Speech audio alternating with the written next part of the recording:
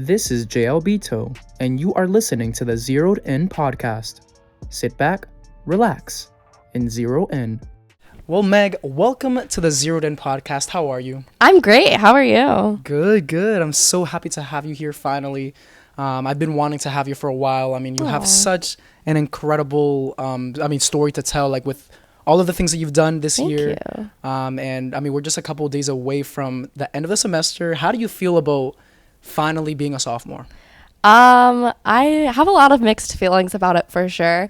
I feel like this year ebbed and flowed in a way where it either always felt like time was moving too slow or time was moving too fast. Time was never moving appropriately. And so now I do feel like sophomore year has snuck up on me. I don't even like saying that. And I like the novelty of freshman year. I don't know. Yeah, I agree. I mean, it crept up on us so fast. I mean, I can't believe that. I just remember graduation, like literally walking across that stage and we're already finishing our first year of college. Like, it's insane. That's really weird. It's so insane. Well, I want to talk to you about your dancing career. So just take me through your journey with dancing. When did you start? How did you start? And just explain that. Cool. So I was put in dance when I was 2 years old. Wow. And I don't, have a lot of memory from that time. So I think my parents mostly my mom put me in it. I think she just thought it'd be nice for me to have something to do. I started with ballet, and then when I was 4, I started ballet and tap. Then I think when I was 5, I did ballet, tap, and jazz. Wow. I kept that up until I was probably 7, and then I quit all 3 of those and did hip hop for a year. Wow. And then I took 2 years off to do taekwondo. And then I came back when I was 10 and I did ballet, tap, jazz, lyrical, and I think that was it. And I did that until I was 12, and I added in musical theater to that mix. And then the next year I added in contemporary and modern. I added hip hop back in. And I did that until I was 14, and I dropped everything except for ballet, tap, and musical theater. And then eventually I quit ballet, and I still do tap as a almost 19-year-old. But, I stopped musical theater last summer when I graduated. But I still try to, do it a little bit, just for fun. I go to all different genres when we do open classes.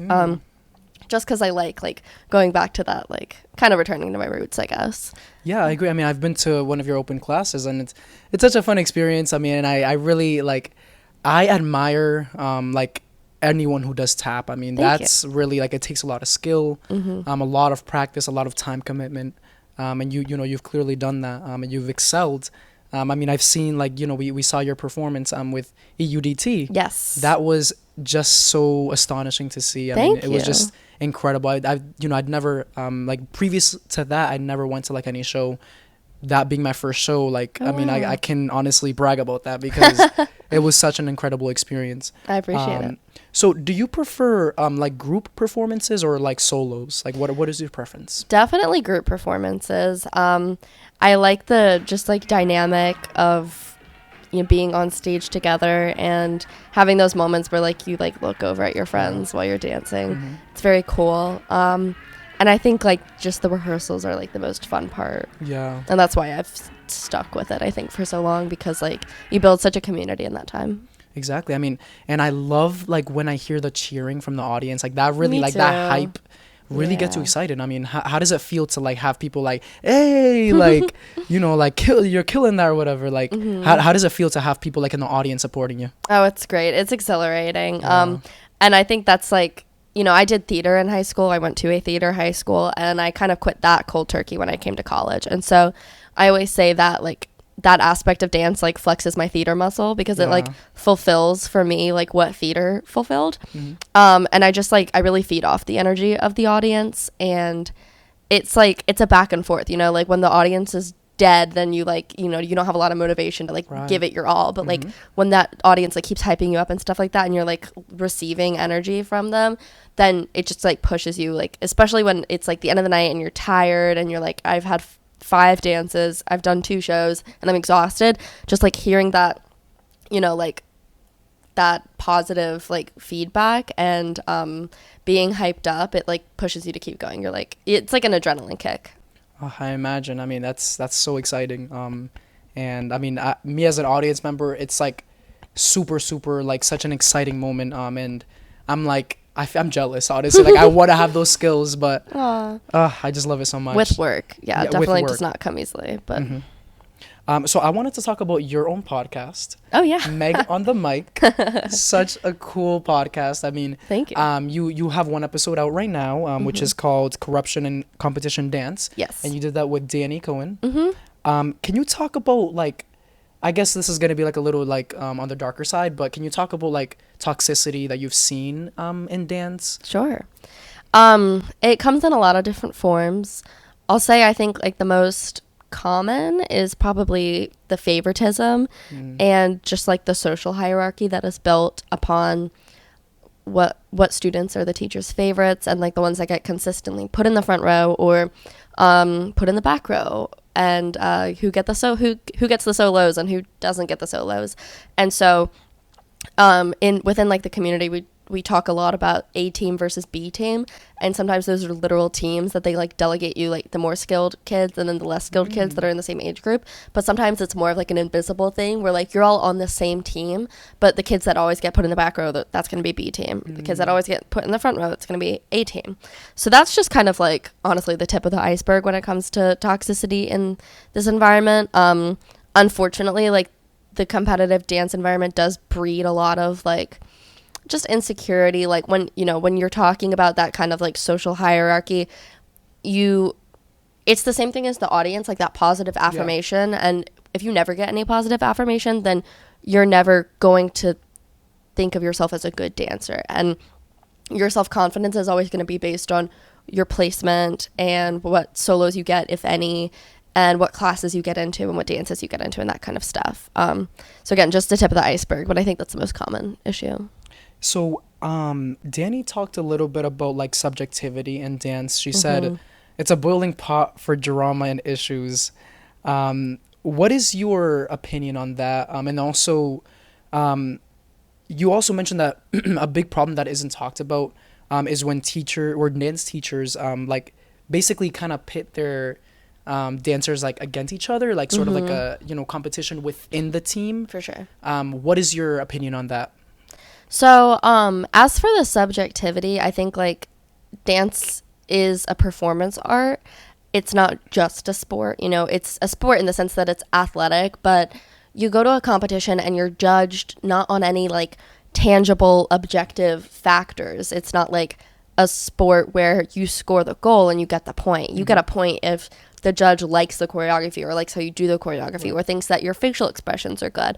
And that's going to vary person to person. So not every dance is going to be perceived the same way by the people judging. And with that, not every dancer is going to be perceived the same way. So, and this like kind of gets into dancers being pitted against one another. Like there's like sort of this like almost political environment that is built where like if one teacher thinks that a dancer is good and that teacher has the most sway and power, then the other teachers will just follow that, even if they think, oh, this other dancer is just as good and they deserve to be in the front row as much. It's not going to be seen. Like nothing is going to come from that because it all depends on like who has the most power, and that goes also with parents too, like who's paying the most, who's paying for private lessons and stuff. And then you get into like wealth inequality and like dance should be accessible to everyone and not just the people who have extra money to pay for solos and private lessons and expensive gifts for the teachers and stuff like that. And so I think those are like the biggest like roadblocks when it comes to dance being accessible and equitable for everyone in an emotional sense and also in a financial sense. But when it comes to kids being pitted against one another, it's you're not just competing at a competition. You're competing for who gets the front and center spot in this dance, or who gets the solo in this dance, or who gets moved up a level or whatever. So you're actually competing against your friends that you're dancing with, and you're competing against them when you're supposed to be competing together against other studios. So you basically made a comparison between adults teaching dance basically as a career and also for their reputation versus students just doing it for fun. Can you elaborate on that, like that, I guess that comparison, and yeah, just talk about like why that might be a problem? Sure, yeah. Well, for adults who, they go to these competitions, and whether their team wins or loses, the team that they choreographed for, it's not a matter of we win tonight and then we're happy, or we lose tonight and then we're sad. This is my career. This is my livelihood. This is what pays my bills and my rent or mortgage or what have you. And so I have to perform well as an adult in this industry, as a choreographer and as a leader and a mentor, or else, I won't be able to pay my mortgage and that kind of stuff. So the stakes are actually so much higher for the adults that are in the game, which means that this added pressure is put on students that really shouldn't be there, because we're doing this because we enjoy it. We have fun and we love dancing, not because our livelihood is at stake. And so then when you put that added pressure, it no longer is fun. And it's about like, there will be consequences if we lose tonight. Yeah.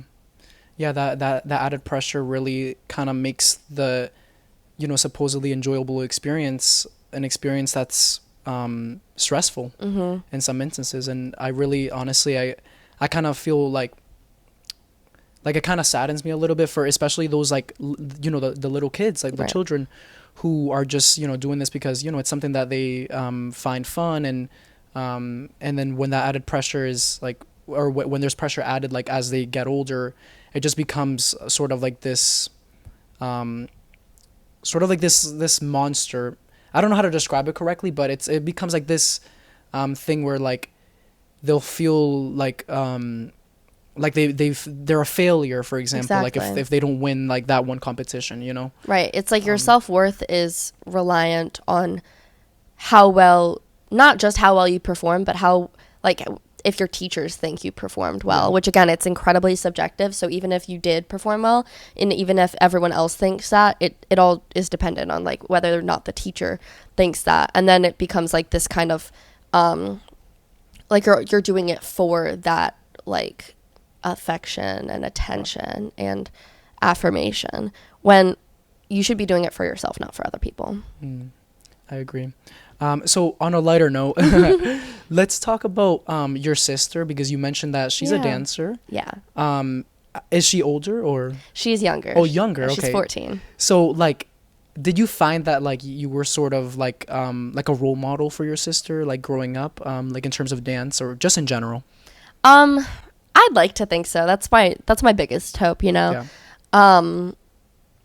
This is kind of like a specific thing.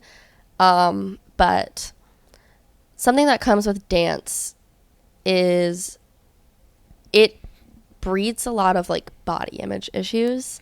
And sometimes you're even put on like these strict diets, or you're weighed in front of everyone, or your body is judged by your peers and adults. And just like a very toxic environment is created where like you have to meet the certain standard for what a young girl is supposed to look like, and if you don't, then that's disappointing, and that can cause a lot of problems. Right. And so with regards to my sister and I, at this point in time, the relationship I have with my body and food is the best I've ever had in my life. Being away from that environment and being able to rebuild like what it means to feel comfortable in my body, and what it means to be well fed, and why I need to eat, and why my appearance is the least interesting thing about me. All I could ever hope for is for her to have the relationship with herself and food that I have. Like I love food. I eat all day, sometimes I love it too. 4 to 5 meals a day. And I no longer care about calories, or what's in this and what's in that, or what I'm eating, or how much I'm eating, or how often I'm eating. I just eat what I want whenever I want, and I don't even think twice about it. And all I can hope for is that she experiences the same thing, because it's really truly liberating after so many years of feeling like I need to watch my figure and watch what I eat and that kind of stuff. So that's kind of like a specific topic, but I'd really like to be a role model in that sense. I'd like to set a positive example for her. And I used to be in a much darker place with that kind of stuff. And I would say my biggest fear was her turning out like me. But now my biggest hope is her turning out like me. Oh, I love that. That's so inspiring, honestly. Thank you. I mean, I've honestly struggled with, like, you know, confidence issues and self-esteem myself. So I completely understand that. Obviously, it's different for, like, dancers. But, yeah, I completely feel, you know, for everyone who might be experiencing that right now, you know, it's something that takes time. And it's okay if you're experiencing that right now. I mean, it's something that, you know, you'll develop that confidence over time. And, you know, just surround yourself with people that will lift you up, and not, you know, judge you for, like, you know, minuscule things. I don't even know, is that a word? No, yeah. Yeah, so, yeah, honestly, that's such a great point. I love that. And I honestly, I really see you as a role model. Thank you. So, yeah, that's so inspiring. So I want to talk about your knee. Yeah. Because when we were in DC, you know, you had, like, some pain. And... yeah, and I just want to talk about if, you know, I want to ask if that's, like, affected your performance in any way. I haven't seen any effect, you know, effect in your performance, but, you know, just has that affected your performance at all? So, over spring break, after I took a bit of a fall a couple weeks prior to, over spring break, I was diagnosed with patellofemoral pain syndrome, which is also referred to as runner's knee, also referred to as just chronic knee pain. So it's like, there was a distinct injury, but not like a very, not one with like a name. It just kind of like triggered this issue. So I actually took a little bit of time off of dance to recover. It was after DC. So up until DC, I was dancing, and I was like, I'm just going to push through it, because that's what I had been taught about, like, being injured and being a dancer, is that you push through it. And I actually wrote an article about this week. You're taught that, you know, sitting out, taking breaks, that's weak. And even if it hurts, push through it. Pain is good. Pain means you're doing something good. But I actually took some time off after DC, much to my dismay. But that was doctor's orders, parents' orders, and also some other friends who just encouraged me, because, like, ultimately you can prolong the injury if you try to dance through it. Yeah. So I took, I think, 2 weeks off of dancing, and then when I went back, I was dancing in sneakers instead of tap shoes for, like, more arch support. And then by the time the show rolled around, I actually didn't have any more knee pain, chronically at least. And so, you know, every once in a while since then, it, like, will kind of act up a little bit. But by the time of the show, I wasn't, like, in excruciating pain every time I walked, which was occurring before. And I really do think that was because I decided to take a break, even though I protested a lot about it, and I felt incredibly, like, disappointed in myself. And I was like, why can't I just push through it? Why am I weak? Like, why am I not like other people who can dance through it? And it's not about whether you can or can't. It's about whether you should or shouldn't. And ultimately, the best thing was for me to take a break. And even if I felt like I had, like, fallen behind or whatever in terms of choreography and stamina and skill, my health and my body being in a good condition is more important than that. And so I think that was an important lesson I learned this semester that I have struggled with for a couple of years.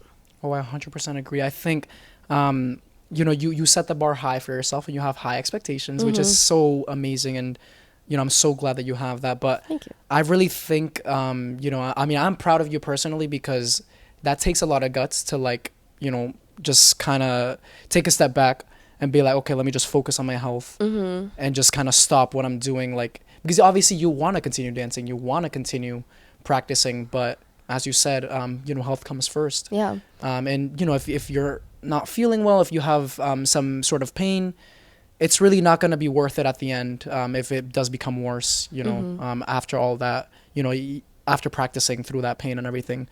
So I'm so glad that you did that. And now you're feeling better, so that's amazing.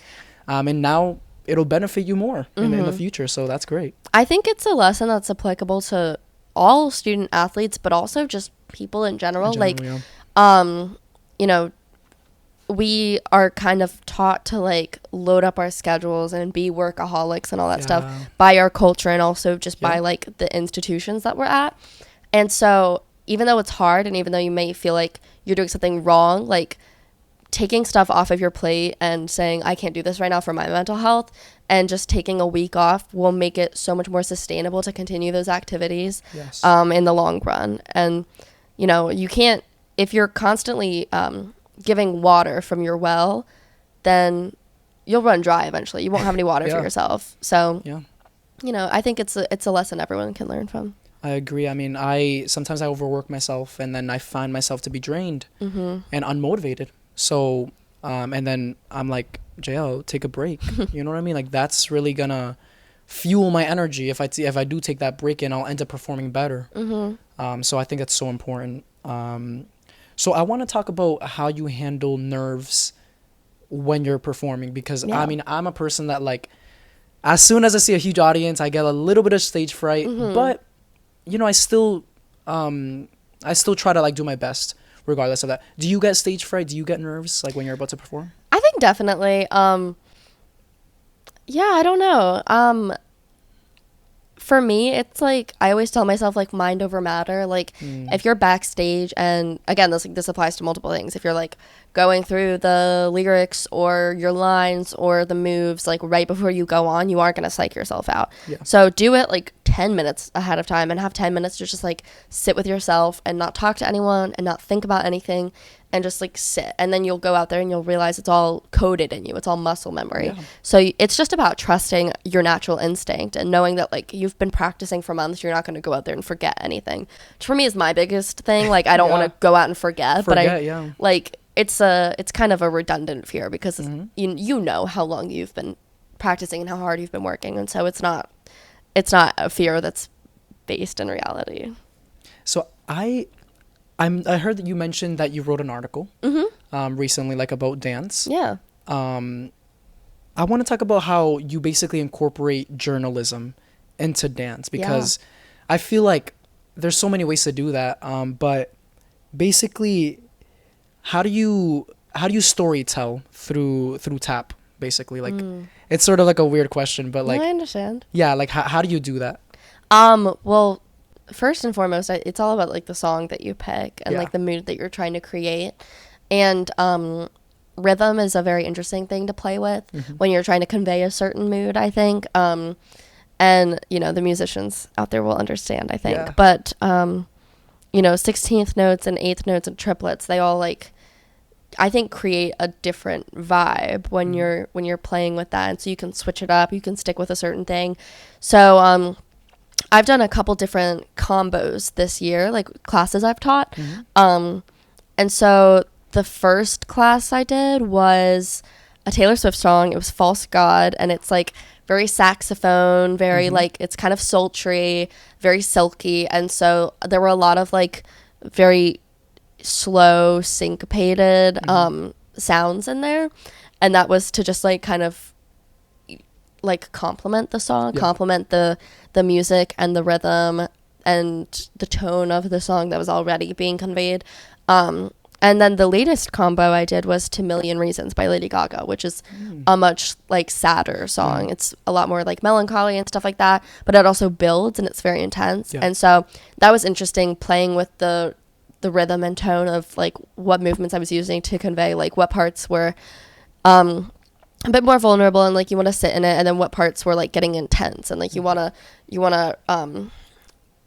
just, like, pull on some strong emotions there, if that makes sense. That makes sense. I mean, and when you do like, do these performances, like, I see your facial expression change throughout the performance, and I'm like, okay, now this is, like, a more serious moment, a sad moment, a frightened moment.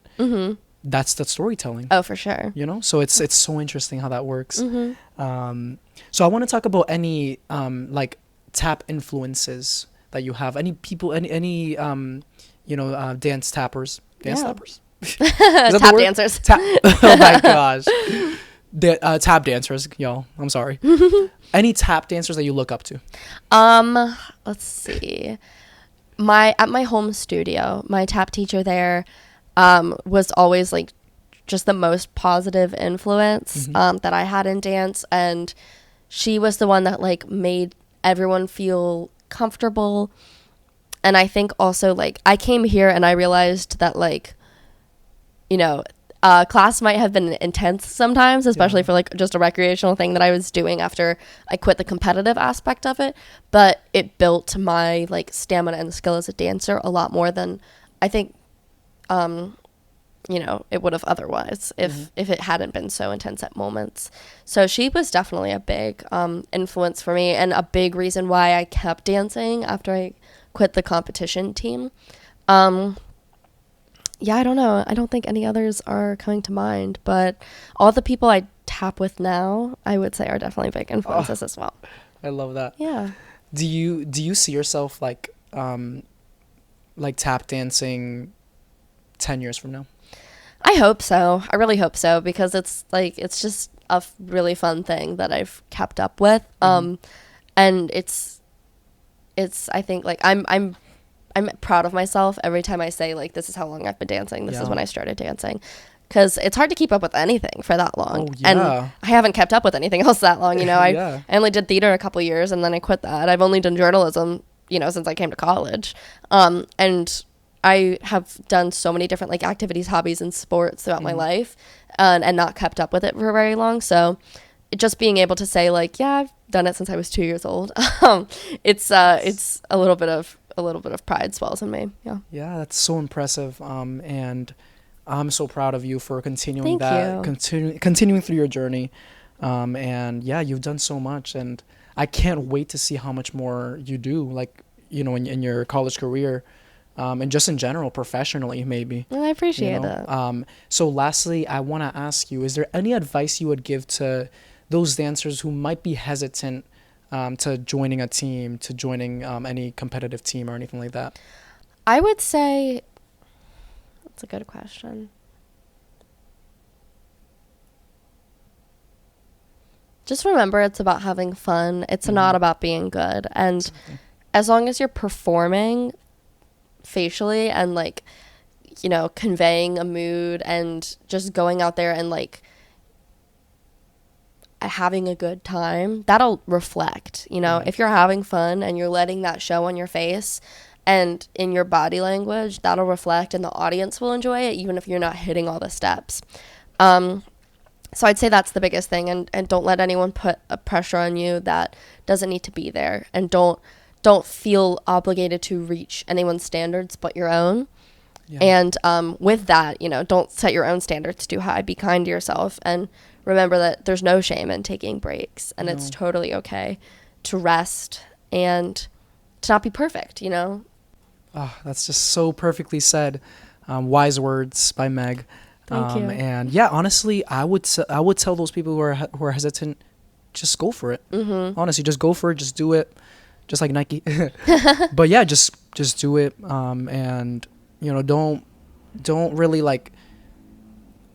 Basically, don't care about like what other people think. I mean, I honestly still struggle with that. Like, I care too much about what people will think, but it's easier said than done. But yeah, definitely. But it's a work in progress. Always a work in progress. And yeah, I mean, just go for it. Life is too short. Do what makes you happy, really. Absolutely. Yeah. Well, thank you so much for having me. Of course. Thank you so much. Yeah. This is so amazing. And what I actually want to do real quick is I want you to teach me a quick little routine, because I went to one of your open classes and I could not keep up. I mean, I just went to Samaj's class yesterday, and I couldn't keep up. So hopefully now I can keep up, So yeah, I mean, let's just head over to the dance studio right now, and you guys will see us there right now.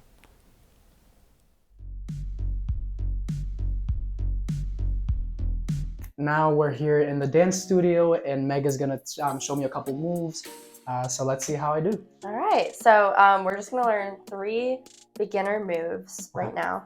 The first one I'm gonna teach you is a paddle or a paradiddle. So it's kind of called a couple different things, but essentially it's a dig, spank, toe, heel. That's what they say. So you can just watch. You do a dig, and that's just like putting your heel down. Yeah. Dig, spank, toe, heel. Yeah. Then you do dig, spank, toe, heel. Toe, heel. Yeah, and you're gonna make sure that when you do the dig, you're just kind of like putting your heel in front of you, almost like you're about to step on it, but then you spank back instead. Okay, so like. Yeah. And then toe, heel. Toe, heel. Yeah. So that whole move is a paradiddle.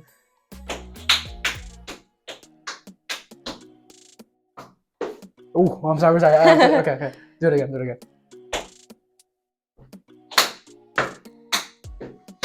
Okay, that's simple. Yeah. Okay. Good. You want to try it on the other foot? Okay, yeah. All right. Dig, spank, toe, heel. Good. You want to try switching feet? Yeah. All right. Okay. Oh, I'm nervous. Okay. 5, 6, 7, 8. Oh, that was perfect. That's awesome. That's like perfect. Okay. Yeah. So next, should we do it fast? Right now? yeah, we Okay. can try it fast. You want to do 1, 2, 3, 4, 5, 6, 7, 8. Dig, spank, toe, heel. Dig, spank, toe, heel. Dig, spank, toe, heel. Dig, spank, toe, heel. Paradiddle, paradiddle, paradiddle, paradiddle. Yeah. Awesome. So next move is going to be a cramp roll. Very easy. Just toe, toe, heel, heel. Okay. Show me that again. Toe, toe, heel, heel. So toe, toe, heel. Yeah, but just put your heel down instead of stepping on it again. So you're on your tippy toes, and then you're just gonna sink back down. Oh, okay. Yeah, there you go. A lot easier. So that's just toe, toe, heel, heel. Toe, toe, heel. Yeah. Do you want to try a paddle and a toe, toe, heel, heel? Okay. All right. Yeah. Okay. So 5, 6, 7, 8. Heel, Ooh. heel. Okay. Try it again. Yeah. Okay. All right. I'm sorry. 5, 6, 7, 8. Oh. Heel. Sorry, I messed up. You're good. No, One more it's the time. timing. It's a little messy. But all right, one more time. 5, 6, 7, 8. Dig, spank, toe, heel. Dig, spank, toe, heel. Toe, toe, heel. Perfect. That was awesome. I did it. Okay. Last move we're gonna learn is called a maxi forward. Okay. And so essentially, when you break it down, it's just a hop and a shuffle and a hop and a knock. Okay. But really fast, it looks like. Ooh. So, again, to break it down, we're gonna hop on our left foot. So hop on our left foot. Yeah, and put all your weight on it. So. And then you're gonna shuffle with your right. So shuffle. Perfect. And then hop on the right. And hop on our right. Yep. And then just do a knock with your left foot. Yeah, perfect. Okay. So. Not bad. Yeah. We'll really slowly try it again. Okay. Gonna do just the move we just learned? Do you want to do like all? We three? can do it all, yeah. Let's do it all. All right. So I'll do it first, and then we'll do it together. Okay. So all together, just me, it'll look like.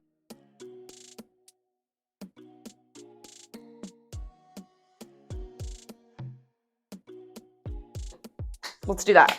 Okay. Yeah. All right. 5, 6, 7, 8. Dig, spank, toe, heel. Dig, spank, toe, heel. Toe, toe, heel, heel. Left, hop, shuffle, hop, step. Hop, shuffle, hop, knock. Yeah. Okay. Try it again. 5, 6, 7, 8. Dig, spank, toe, heel. Dig, spank, toe, heel. Toe, toe, heel, heel. Hop, shuffle, hop, knock. Hop, shuffle, hop, knock. Hop, shuffle, hop, knock. Yeah. Okay. Yeah. Perfect. Okay. One more time? One more time. All right. One last time, guys. One last time. Okay, let's see if I can get this. 5, 6, 7, 8. Dig, spank, toe, heel. Dig, spank, toe, heel. Toe, toe, heel, heel. Hop, shuffle, hop, knock. Hop, shuffle, hop, knock. Perfect! You got it! Okay, big high fives. Awesome. Thank you so much. That Thank was so you. fun. Yeah, this I is loved great. it. Your talent is so amazing, and I love it you. so much. Thank Go listen to Meg's podcast, Meg on the Mic. Yep. More episodes coming very soon. And yeah, thank you all so much for watching. Thank you. Thank you for having me.